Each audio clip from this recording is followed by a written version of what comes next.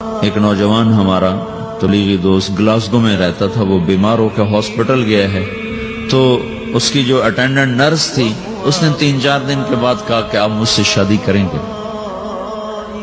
اس نے کہا میں مسلمان ہوں، تم کرسچن ہو؟ کہا میں مسلمان ہو جاؤں، اگر آپ شادی کرتے تو میں مسلمان ہوں۔ اس نے کہا تم کس وجہ سے مجھے یہ پیشکش کر دیں؟ وہ کہنے کہ میں 3 دن سے تمہیں دیکھ رہی ہوں تو کہ تم نے ایک دفعہ بھی نظر اٹھا کے مجھے نہیں دیکھا، میں نرس ہوں، میری زندگی یہاں گزری ہے، میں نے کوئی نوجوان ایسا نہیں دیکھا جو لڑکی کو دیکھ کے نظر جھکا لیتا ہو، میں پہلی دفعہ اپنی زندگی میں کسی کو دیکھ رہی ہوں کہ جب اس کے سامنے میں آتی ہوں تو اس کی نظر جھک جاتی ہے، تو مجھے یقین ہو گیا تیرے اندر سچائی ہے۔ تو وہ مسلمان ہو گئے، اس نے آگے کتنی بچیوں کو مسلمان کیا۔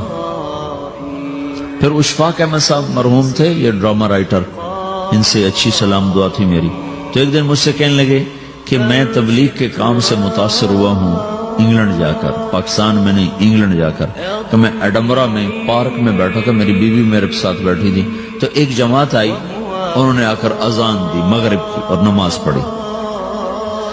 نماز کے بعد 13-14 لڑکیاں بھاگ کے آگے آئیں ان سے بات کرنے کے لیے، تو میں نے بیوی سے کہا آؤ سنو یہ کیا کہنے کہتے ہیں، تو کہا ہم دونوں بھی پہنچے، تو جس نے جماعت کرائی تھی اس کو ایک لڑکی آگے بڑھ کے کہتی آپ کو انگلش آتی؟ کہی آتی ہے۔ کہی آپ نے کیا کیا ہے؟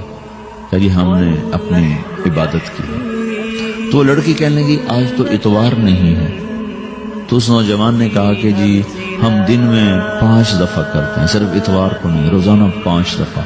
وہ لڑکی کہنے لگی یہ تو بہت زیادہ ہے، آپ اس کو کیسے نبھاتے ہیں؟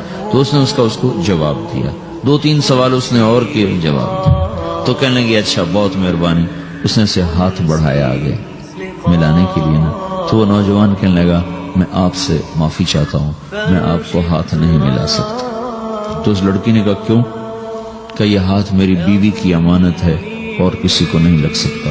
تو لڑکی کھڑی تھی، وہ زمین پہ گر گئی، صرف اس بہت وہ زمین پہ گر گئی، کھڑے کھڑے وہ زمین پہ گر گئی اور وہ بچوں کی طرح رونے لگی پھوٹ پھوٹ کے، اور کہنے لگی وہ لڑکی کتنی خوش قسمت ہے جس کے تم خامد، کاش یورپ کے مرد بھی ایسے ہی ہوتے۔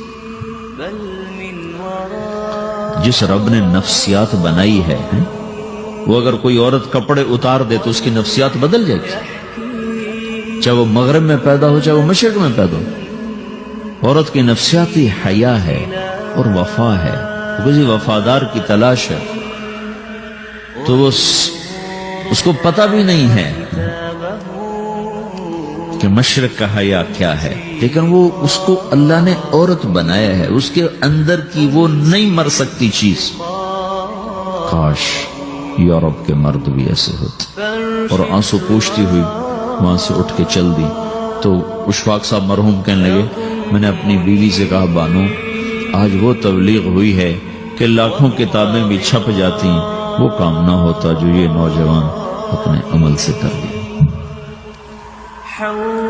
تو میرے عزیزو کٹی پتنگ نہ بنو، اپنی کٹی پتنگ کی منزل کوئی نہیں رہتی۔ اللہ اس کے رسول کے ہاتھ میں اپنے ڈور دے کے چلو، اللہ اس کے رسول کی غلامی میں اپنے آپ کو چلاؤ تو اللہ تمہیں بھاگ لگائے، عزت بھی دے گا۔ اپنی منمانی میں کوئی راحت نہیں، اللہ کی قسم کوئی راحت نہیں۔ 6 بر اعظم پھر کے تمہیں بتا رہا ہوں کہ جو اپنی ترتیبوں پر چلنے والوں کے دکھ آپ لوگ اندازہ نہیں لگا سکتے۔ چلنا ہے تو اللہ اس کے رسول کی زندگی کو اپنا کے چلو، اللہ تمہاری دنیا بھی سکھ والی بنائے گا، آخرت بھی سکھ چین والی بنائے گا۔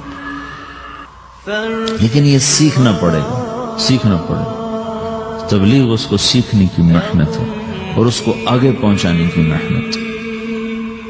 تو یہ عمر ہے، اس وقت ساری دنیا اسلام کے لیے تیار ہے، چونکہ نظریاتی طور پر دنیا شکست کھا چکی، کسی کے پاس کچھ نہیں۔ تو ہمارے پاس ایک ایسا خوبصورت نظریہ ہے کہ جو ان کو بڑی تیزی سے اپنی طرف کھینچ سکتا ہے، اور اللہ کا احسان ہے کہ تیزی کے ساتھ نسلوں کا رخ اللہ کی طرف ہو رہا ہے۔ تھوڑی ہمت کرو، چھٹیوں کا وقت تبلیغ میں دو، باقی وقت اپنی تعلیم کو دو، گھر جاؤ تو ماں باپ کے خادم بن کے رہو، نوکر بن کے رہو۔